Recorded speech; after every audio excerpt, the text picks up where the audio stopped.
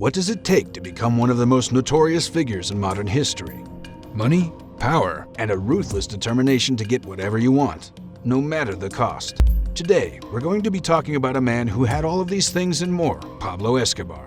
From his humble beginnings to his meteoric rise to the top of the drug trade and his eventual downfall at the hands of the authorities. This is the incredible story of one of the world's most infamous criminals. So grab a seat and get ready for a wild ride. Pablo Escobar's life was marked by extreme poverty, fierce ambition, and a ruthless determination to succeed. Born in 1949 in Rionegro, Colombia, he grew up in a small poor community with his parents and siblings.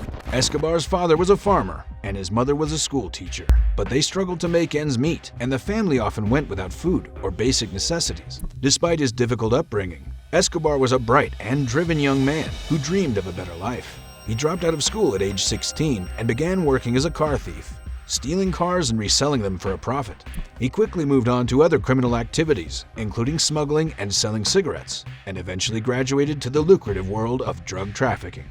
In the early 1970s, Escobar became involved in the cocaine trade, which was just beginning to take off in South America. He and a group of other young drug traffickers started smuggling cocaine into the United States, where demand for the drug was skyrocketing.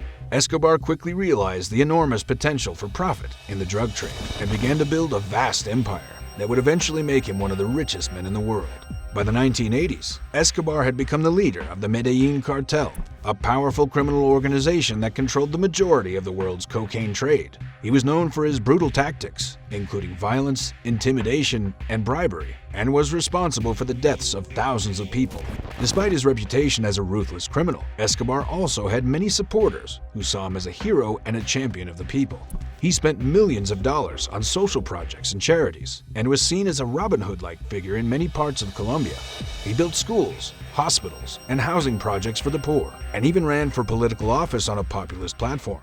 However, Escobar's reign of terror came to an end in the early 1990s, when the Colombian government launched a massive crackdown on drug traffickers. Escobar was forced to go on the run, and a massive manhunt ensued. He evaded authorities for several months, but was eventually tracked down to a safe house in Medellin. On December 2, 1993, Colombian police stormed the safe house and killed Escobar in a hail of bullets. His death marked the end of an era and the beginning of a new chapter in the fight against drug trafficking.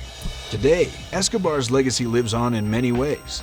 He is still a popular figure in popular culture, with countless books, movies, and TV shows inspired by his life and career. But his impact on Colombia and the world is far more complex than any fictional portrayal could capture. Many people see Escobar as a tragic figure, a man who rose from poverty to become one of the most powerful and wealthy men in the world, only to meet a violent end. Others see him as a ruthless criminal who caused untold suffering and destroyed countless lives. But whatever one's opinion of Escobar may be, there's no denying that his story is a powerful reminder of the dark side of human nature and the devastating consequences of greed and ambition. So who was Pablo Escobar? Was he a hero or a villain? A savior or a destroyer? The answer is complex and depends on who you ask, but one thing is clear. His legacy is still felt today, and his story continues to captivate people all over the world. What do you think of Pablo Escobar? Do you believe he was a hero or a villain or something in between? And why do you think his story has become such a cultural phenomenon?